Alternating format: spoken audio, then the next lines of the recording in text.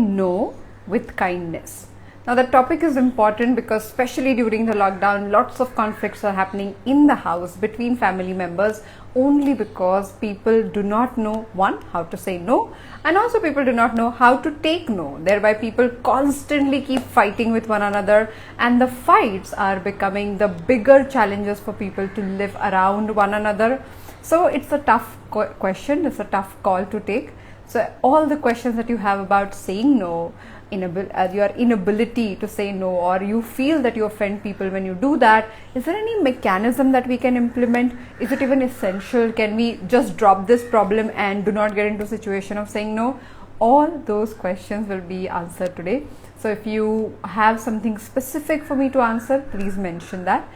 People who are new on this conversation, as we have many new followers joining in on the page, this is our anti-anxiety journaling workshop, which is on from 21st of April, if I'm not wrong, I think so, till 12th of May. So every day I come up with one topic that you guys ask me about, and we talk about how we can go around that problem, how we can solve that problem and deal with anxiety. Now my journey with anxiety is very personal. One of the things when it comes to mental health that I personally suffered was anxiety, and it took good 9 months for me to get out of it. And while going through that journey, I came up with multiple methods and tools, which eventually became the research. And last 1 year, especially from March 2020, from the lockdown time, we have been talking about it consistently, because I understand with how your first-hand experience shapes your professional work. Anxiety is that one for me. So if you are going through it, please know that there are so many ways in which we can tackle and we can go beyond the problem, and that's what we're going to do. So let's talk about today's topic, how to say no with kindness. Now first of all, most of the time when people talk about this whole idea that I cannot say no, it is not also about uttering those words or refusing somebody's request or their demand. It's more about not having clarity about saying no or saying yes. Do you have clarity about what you require in the first place?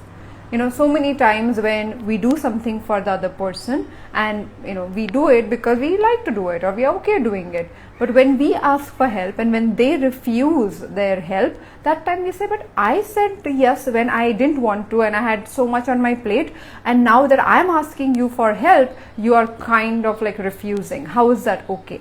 Now let's understand the dialogue here, let's understand the conversation very clearly, that you feel that you wanted to say no because when you asked for help, the person refused or did not show interest. So this is where your clarity of yes and no is kind of muddled at times.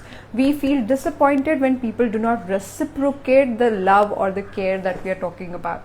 Now if that is the case, ask yourself genuinely, with all honesty, if you have to look into the mirror and have that one-on-one conversation when it comes to saying no, what's your deal? Do you know what is your requirement?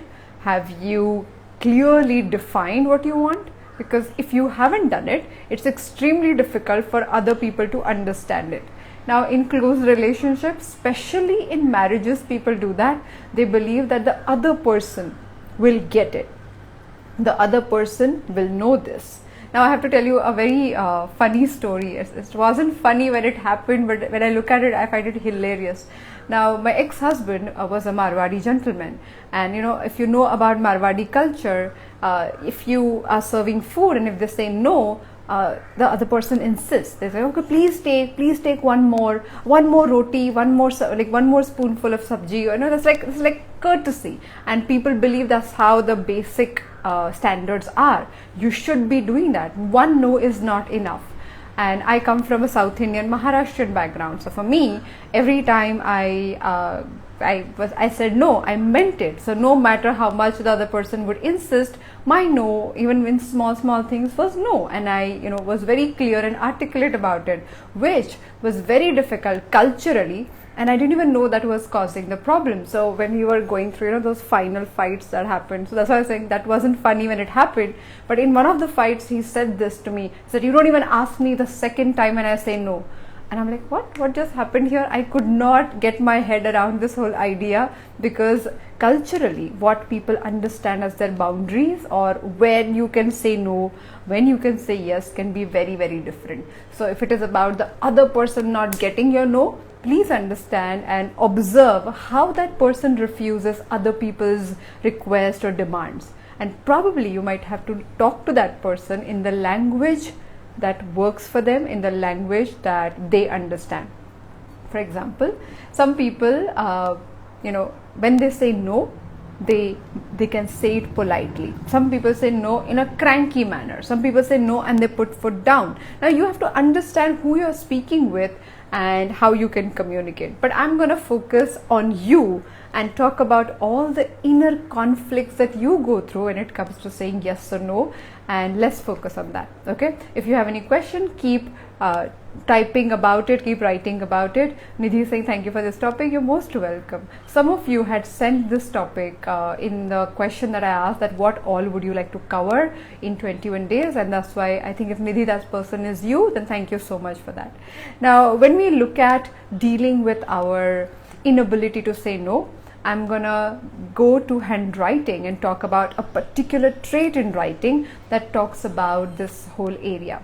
It is our fear of being rejected for which we cannot say no to other people. I'm speaking in slow motion because this point is a little twisted. It's my fear of being rejected by the other person in the future, because of which I keep saying yes, so that you won't refuse me in the future when I need your help. There is a handwriting stroke. I call it Michael Jackson stroke, and that particular stroke is represented by the second hump in your letter M, if it is taller than the first one. In letter M, you have two humps, right? Two formations like this. If the second one is taller than the first one, I'm going to show you, but I always feel that the reverse camera kind of takes over, so I'm not mentioning this.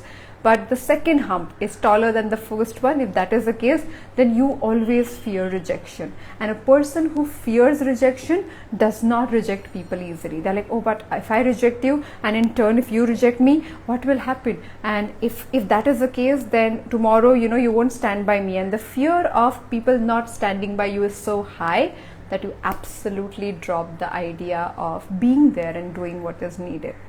Being there and in a way setting boundaries. Now when people understand setting boundaries, they become very strict about their boundaries. Like, if I don't like it like that, then you can't do it. That setting boundary becomes like a war. It's almost like you're protecting your fort. Other person cannot enter, they can't do other things, and that again becomes a challenge. So saying no with kindness, and that's why we added the word kindness, because that's very, very, very important. Now if you say no, and if that makes you feel irritated, if you say no, and for that if you become nasty while doing that, you become rude, you just withdraw, that means you do not know how to say no. And that's why you constantly keep getting worked up when you have to say no, and your reactions or your communication becomes all muddled, and that is a problem. Okay, so let's begin with using a simple principle here. Now the simple principle is, first one is so I call it facts principle. Okay, and it's a complicated one because it takes some time for people to go around it, but I'm going to mention it any which ways. It's part of my coaching modules, and people generally use it by taking steps with each step that I'm going to mention, but I'm giving you the overview so that you can start implementing it the way you understand it. So I call it facts approach. The F stands for firm, A stands for authentic, C stands for calm, T stands for tactical, and S stands for solution oriented. Okay, I'm going to repeat this one. F for firm, A for authentic, C for calm, T for tactical, and S for solution oriented. So when you look at these 5 principles while saying no, it will become a different journey for you altogether. Because when you're firm, and firm doesn't mean that you become stubborn. Firm is being clear about your idea. When people make requests that you cannot say yes to, And if you are stubborn about it, you have that arrogance. You are like, oh my god, I can't be doing this because it is not something that should happen here, and you should be changing your perspective and you cannot be doing this. All of that comes about.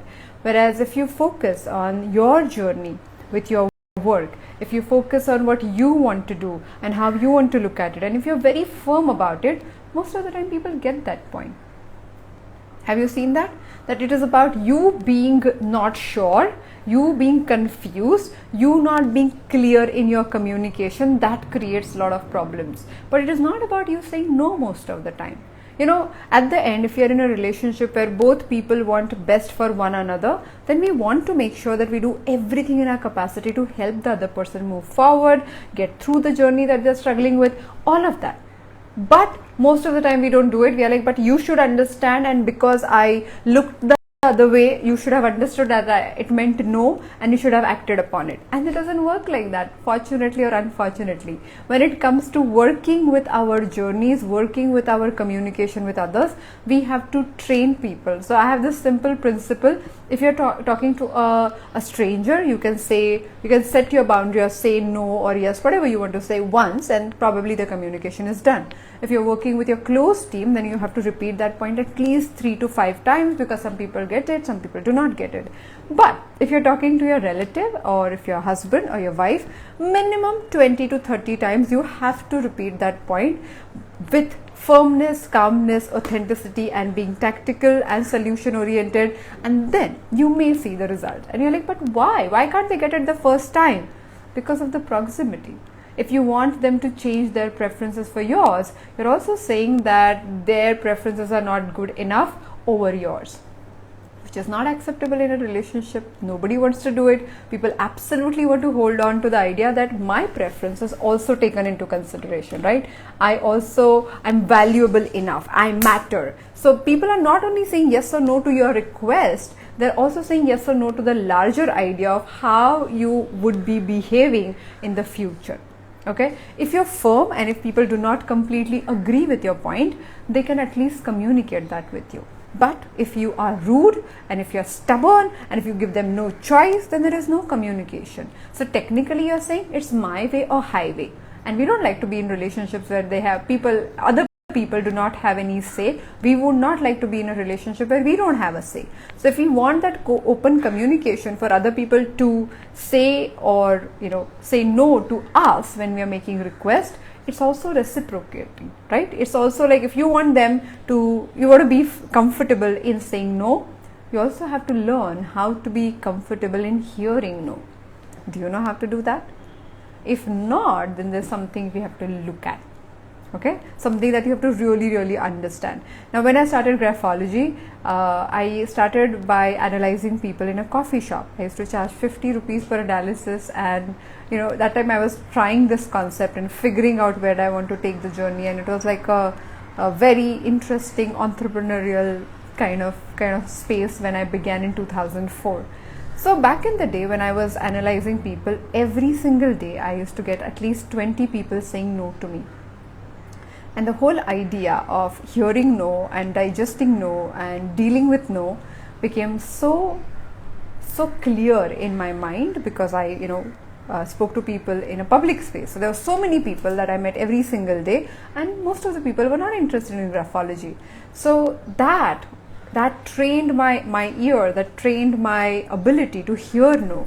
And when I could hear no without taking it personally, I could also say no without making it significant or about the person. It became about the act, because I saw that people were very polite with me and they still refused to take the service of graphology.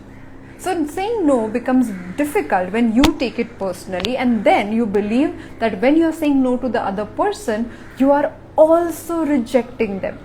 And then you feel all the pressure that, oh my god, if I reject that person, then the person will feel that I don't love them, and if I don't love them, and all of that calculation. So overthinkers know how the whole equation goes, right? Like the whole equation here, it's about you probably not understanding how to go around this whole problem, because you do not know how to take no. Now that's my very different perspective on it, right? Like most of the time people are like, if you can't say no, do this, don't do this, blah blah blah. I believe that most of the time the way we react with other people, the way we behave with other people comes our ability or our inability to deal with a particular situation. And that's why it is really important the way you understand to take no, and that would help you say no for sure. Now second point here is authentic. Now because people feel uncomfortable about saying no, they just start pretending and they start behaving in weird ways because they want to avoid that whole confrontational conversation, right? So they're like, I want to say no, but if I tell you no, that you might not like it, so let me go around it. So they become indirect about it. They behave weird. I don't know why that, where that comes from, but all of us do it, right? Like when we feel awkward about something, we start behaving weird. So when you understand authentically, if you're asking me for something that I cannot give you for whatever reason, I don't feel comfortable, I don't feel whatever, then I need to understand that it is important for me to stay authentic to my version of the story. You might be incorrect, you might be wrong, but still staying authentic to that principle in that moment is important, because at no point, if you are unhappy with your choice, you will ever be happy for the other person. You want me to repeat this one? If you are unhappy about your choices in your life, you will never be happy for the other person. So it is important that you stay authentic. So many people believe that I will sacrifice, and I will sacrifice enough so that the other person will see my value and tomorrow our relationship will be better. It does not work. Have you ever seen any relationship like that, where one person kept sacrificing and another person kept on taking, that extra space, and ever that equation changed without the first person doing much? It does not happen. Your happiness is your responsibility, and your happiness is your duty. If you don't do it for yourself, it's very difficult for other people to do it for you. So if you find, okay, this I cannot do. So my sister and I, we share our wardrobe. And people who follow us together, they know this, they're like, oh, I saw this dress Aditi was wearing and Manjari was wearing, whatever. So, but there are a few things that are important to her, and she can say no to me and I can say no to her when it comes to my stuff. So when we have like this common area and we have independent areas, it becomes easier for us to draw those lines, and then we feel free to say yes and no to one another. But it is not, we didn't reach here easily. It went through multiple iterations of our behaviors, of our discomfort, or saying yes and no and feeling offended. But if you're very clear about what is authentic version to you, it becomes easier for you to present these ideas to one another. Okay. Now the third aspect here is calmness. I cannot talk enough about this point of calmness, because I've been talking about it from 21st of April, or technically from 20th of March 2020, because it is so important for us to step into calmness. When we are perturbed, when we are disturbed, when we are not calm, then we know that we are like constantly trying to get done with things, move forward, not respect the other person, not hear the other person. But if you are calm in the moment, and when you approach the same discomfort, your journey is very, very different. And we want to do that. We want to step into different conversations and claim our calmness. We want to get into things, and things that make you feel uncomfortable, like saying no. I would, if I were you, which I was, and I am in many ways, I do this even now, that if I feel that one particular presentation or meeting, if something like, even if the slightest of botheration I feel before certain recordings, I would take 5 minutes, do my stroke practice, and then walk into it. Because claiming calmness is like sharpening your knife, right? And then if whatever you want to cut, it becomes faster, smoother, and you can become sleek about it. You can be agile with your mindset. You will have multiple choices in the moment. So if you're not calm, the other person feels that agitation, that irritation, that discomfort, and they do not respond to your no, but they respond to your lack of calmness. Okay. The fourth point, which is very important, is tactic. Now this is where people feel most of the time saying no or communicating better is about tactic, but it is not. All three first points are very important. Then only you can use tactic. Tactic is speaking with the other person in the manner they can understand your communication. Now as a coach, I learned that a lot, and I keep mastering it, keep figuring it out, keep rewriting and re-evaluating my sentences to say the same thing, because it is not about what you say. What is the objective here? When you say no, two things should be done. One, you communicate very clearly what is your expectation here, and second, you do not offend the other person, you do not reject the other person. You don't want to reject the person, you just want to reject the request, which is a very, very small part of that whole relationship or equation. But if you do not do that, if you do not understand that this is where our challenge lies, then you will behave in a manner that you will reject the person and eventually reject that relationship completely, which is a huge cost to say no for one thing. Okay, but when you use tactics, which means you do not use things which will aggravate the person. If you know that person, you know what aggravates that person. For example, yesterday we spoke about defiance. People who are defiant cannot take authority. Now, if I know somebody who cannot take authority, and if I walk into that conversation and speaks with that person I speak with that person in an authoritative tone, then I can be rest assured that you won't like it and you would reject my point and you would walk away from it. But if I do not do that, if I take a moment and if I evaluate, okay, if I don't be authoritative, is there any way for me to be polite and still say the same thing? And again, tactic does not mean being polite all the time. It means using from any one of the sama, dama, danda, bheda, niti, whatever would work in that situation. Sometimes you require to be authoritative. Sometimes you have to drop that authority. Now, when can we be that agile? When we are mentally stable, when we are calm in our with our situation, and we are not fighting the other person all the time. Okay. Now, when you use tactics, it is a matter of practice. So you have to understand, and my simplest tip here to use proper tactic is step into the other person's shoes and look at why this thing that you're talking about is crucial or important for them. When you understand it from their perspective, then when you're refusing it, you'll be able to understand their frame of reference, their mindset, their way of looking at it, and that will become an easier journey for you to move forward. Please look at this, okay? This is an interesting aspect. The very moment you bring in the other people, other situations here, people become really uncomfortable. So if you understand what they must be thinking about this whole idea, this thing that you're refusing, you'll be able to say no without hurting them completely. And the fifth point, which is my favorite, is solution oriented. If you decided to say no, you're saying no because you want to step into a space where you will feel better about the situation, or you're like, okay, you can't be walking into my room without knocking. Now that is my clarity, okay? I don't want you to do that because I don't like it. You're saying no for such a small thing. I'm just using a trivial example, and I know it's not always that. It could be about a big financial decision. It could be about stepping out and behaving in a certain manner with people, or collectively representing you as a couple or as a family in social circle. So saying no could be a large thing, but I'm just breaking it down so that everybody can relate to it. So if you are talking about this, and if you are solution oriented, which means your and my focus is to solve the problem. It's not that me saying no is about only me saying no and you agreeing with me. It's about literally looking at what can we do. So the problem is in front of us. It's not between us. So even if I'm saying no in the moment, I want both of us to be okay with it.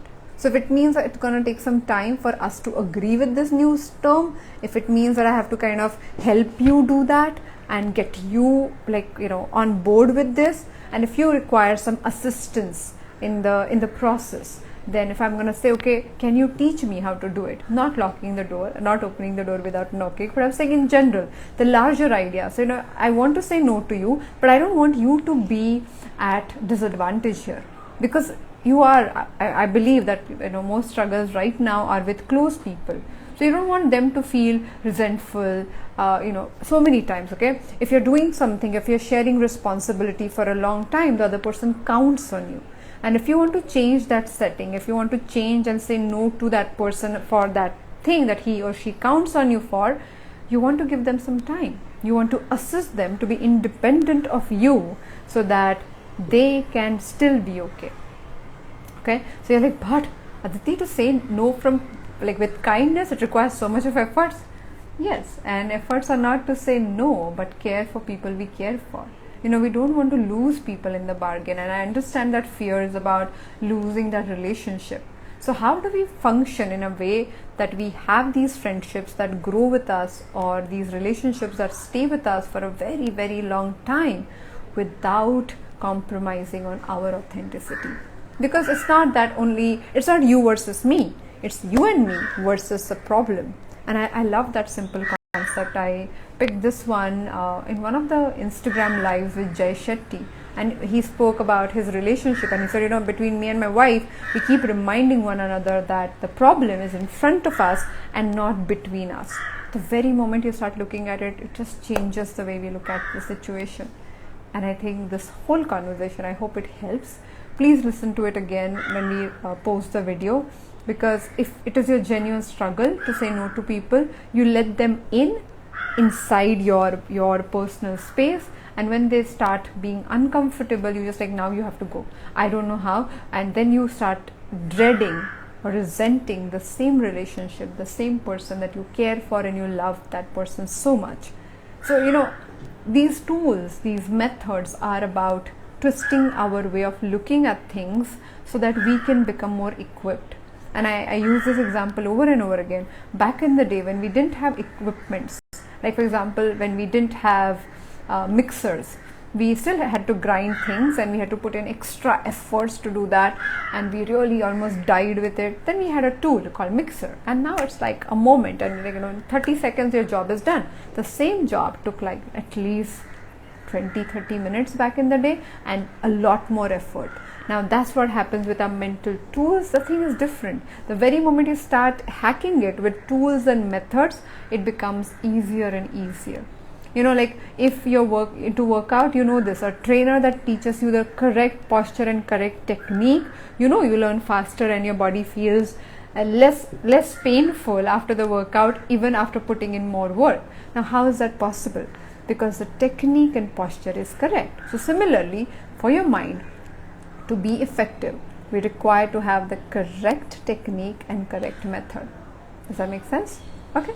On that note, we're going to move to our journaling question. So today's journaling question is, when I fear saying no to somebody, what? So this is what I want you to understand.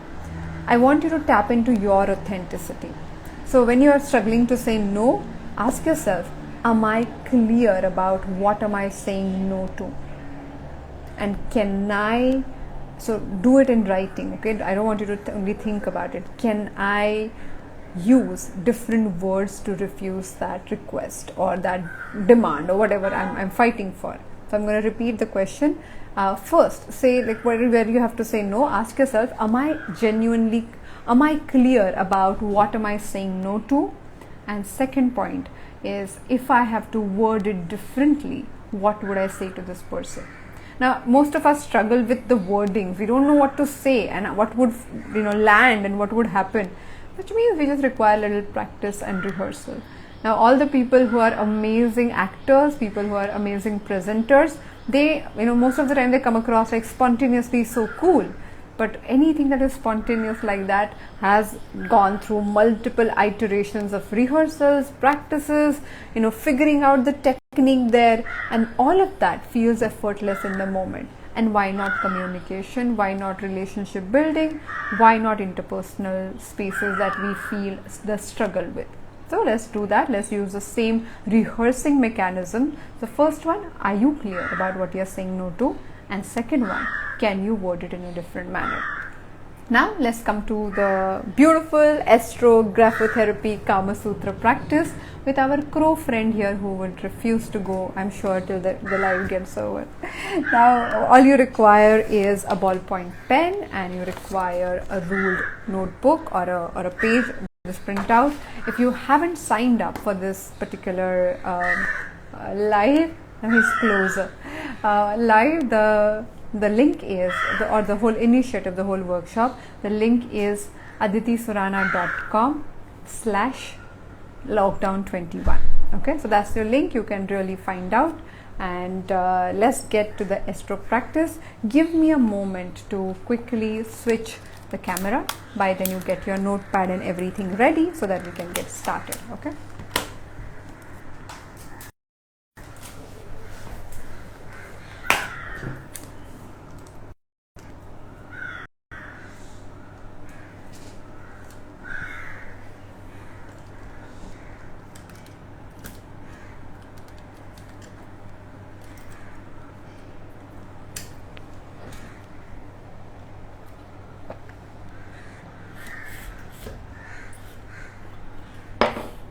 We also have to get it up.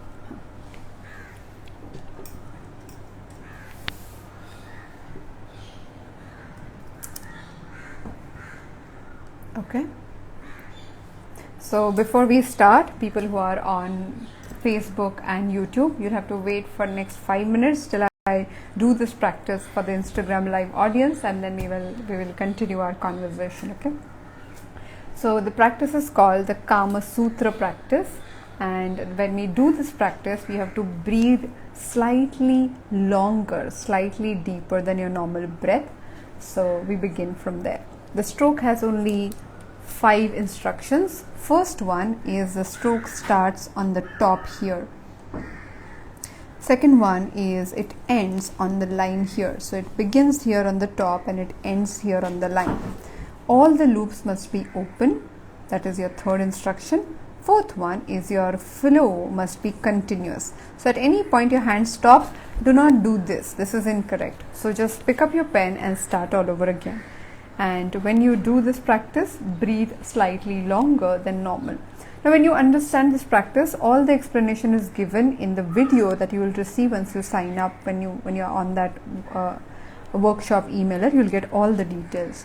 Now when you're doing the practice, it doesn't matter how much do you do it. Technically a page would be good enough, but I want you to be involved in each stroke that you pick up.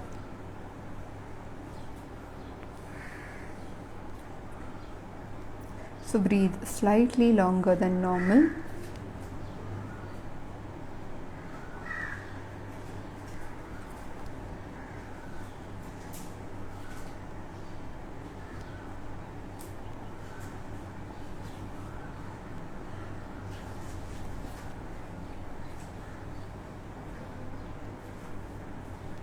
All the loops must be open. So if your loops are not open, slow down if required. The stroke is repetitive for sure, but what we are looking at is each formation being at its fullest, as at its best.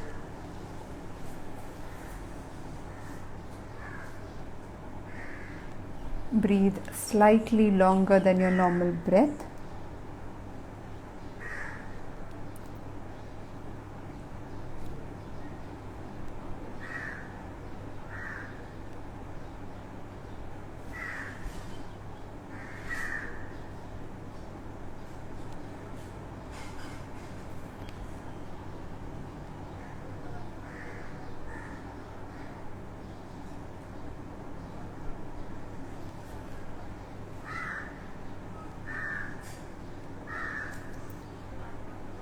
The thoughts about where do you say no, how do you say no, how you struggled with it, all of them would be coming to your mind. Do not stop them, do not engage with them, which means let them come. So many things will just be passing by. You try and keep your attention as much as possible on the stroke, but also do not stop your thoughts, your mind, because that's not the idea. The idea is to pay attention on your breathing and on the stroke.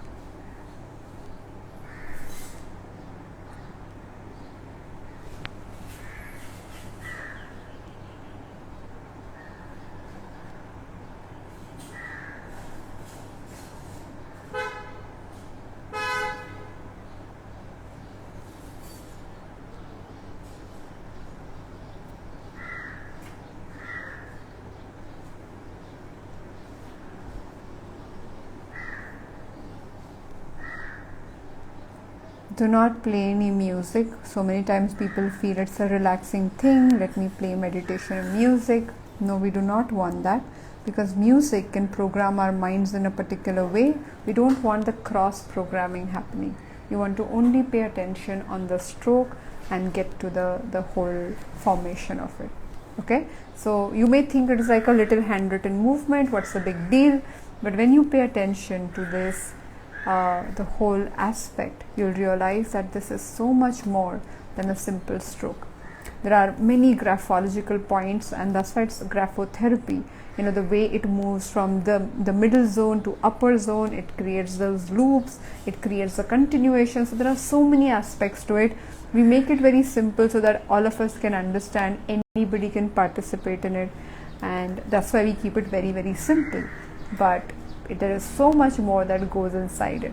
Okay, give me a moment to switch the camera and we will take all the Q&A right away.